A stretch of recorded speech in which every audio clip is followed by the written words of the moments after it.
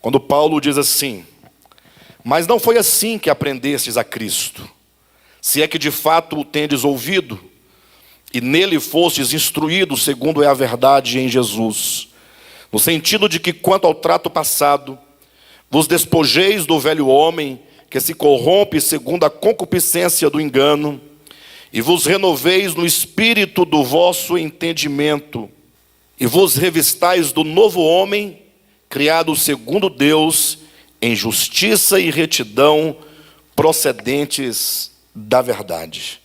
Queridos, vejam como que o Evangelho é algo muito prático, né?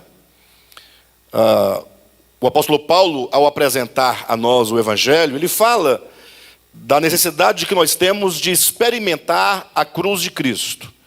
A cruz, que está no capítulo 2 de Efésios, é apresentada pelo apóstolo Paulo como sendo a solução de Deus para todos os problemas do homem.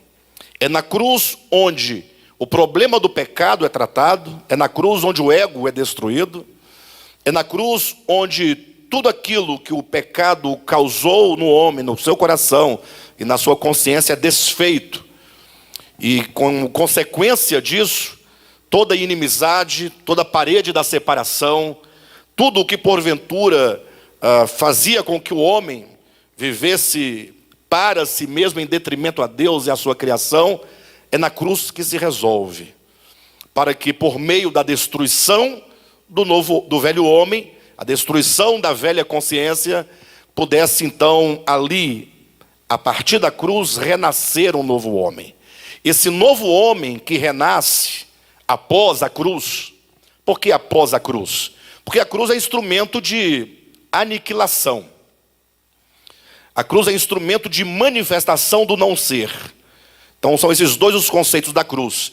A cruz, enquanto manifestação do não ser, implica que aquele que é o Cristo de Deus, ele vai à cruz como uma forma de manifestação ao mundo, de que sendo ele abre mão do ser em prol da humanidade, em prol da criação. A redenção é a manifestação do amor divino em doação de si mesmo para que possa gerar a criação. Então, tratando-se do Cristo de Deus, a cruz é esse abrir mão do ser. Só que para o homem que não é em natureza, para o homem que é criatura, a cruz não pode ser um instrumento do não ser, porque o homem não é. Então, para o homem, a cruz só pode representar a aniquilação do querer ser, a aniquilação da ilusão, da falsa percepção que o homem tem de si mesmo em consequência do pecado original. Então, a cruz para o homem é a aniquilação do ego. De maneira, então, que nós podemos compreender o papel da cruz e o que sucede à cruz nas palavras de Jesus, em Mateus capítulo 16, quando ele diz que era necessário que o Filho do Homem ele fosse para Jerusalém, e ele então iria sofrer nas mãos dos escribas, dos fariseus, dos sacerdotes, ele seria morto. Isso é a cruz. Ele continuou dizendo: mas ao terceiro dia ressuscitarei. Então segue-se a cruz, a ressurreição. Foi também aquilo que Jesus falou para os seus discípulos depois da sua morte e ressurreição, em Lucas capítulo 24, versículo 25, né?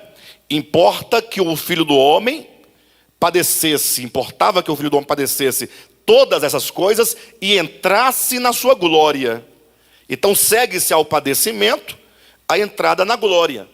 Então quando Jesus fala: se alguém quiser vir após mim, negue a si mesmo, tome a sua cruz e siga-me, ele nos convida a esse caminho da aniquilação do ego e, consequentemente, ser introduzido em ressurreição na glória de Deus. Esse ser introduzido em ressurreição, que também não pode ser tomado por um dogma, implica um novo nascimento, implica a entrada na glória, no sentido de que aquela pessoa que foi aniquilada pela cruz, ela agora renasce em Deus.